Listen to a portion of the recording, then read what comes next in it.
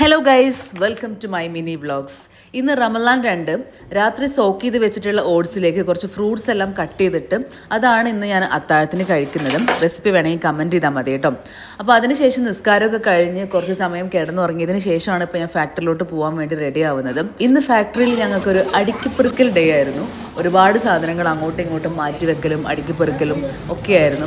എൻ്റെ പിള്ളേർ ഒരുപാട് ജോലി ചെയ്തിട്ടുണ്ട് കേട്ടോ. ഷെഫ് വിനോദ് വടശ്ശേരി ഇന്ന് എന്നെ കാണാനും എൻ്റെ ഫാക്ടറി വിസിറ്റ് ചെയ്യാനൊക്കെ വേണ്ടി വന്നിട്ടുണ്ടായിരുന്നു. ആൾ ഓൾറെഡി ബാംഗ്ലൂർ ഉണ്ടായിരുന്നു. അപ്പോൾ അങ്ങനെ കണക്ട് ചെയ്ത് വന്നതാണ്.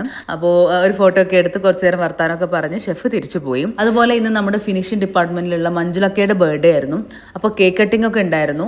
അപ്പോൾ എനിക്ക് നോമ്പായതുകൊണ്ട് തന്നെ ഒരു പ്ലം കേക്ക് ഒക്കെ പാക്ക് ചെയ്ത് എനിക്ക് ഓൾറെഡി കൊണ്ട് തന്നിട്ടുണ്ടായിരുന്നു കേട്ടോ. ഫ്ലാറ്റിൽ എത്തിയ ഉടനെ തന്നെ നൈക്കിന്ന് ഓർഡർ ചെയ്തിട്ടുള്ള കുറച്ച് സാധനങ്ങളൊക്കെ എത്തിയിട്ടുണ്ട്. അപ്പോൾ അതെന്തൊക്കെയാണെന്നൊക്കെ നോക്കുമായിരുന്നു. പിന്നെ അതിൻ്റെ ഇടയ്ക്ക് വെള്ളം വന്നു. ഇനി നമുക്ക് നോമ്പ് തുറക്കാനുള്ള സാധനങ്ങളൊക്കെ ഉണ്ടാക്കണം. വളരെ ലളിതമായ ഒരു നോമ്പ് തുറയാണ് എൻ്റെത്. കാരണം ഞാൻ മാത്രമല്ലേ ഉള്ളൂ.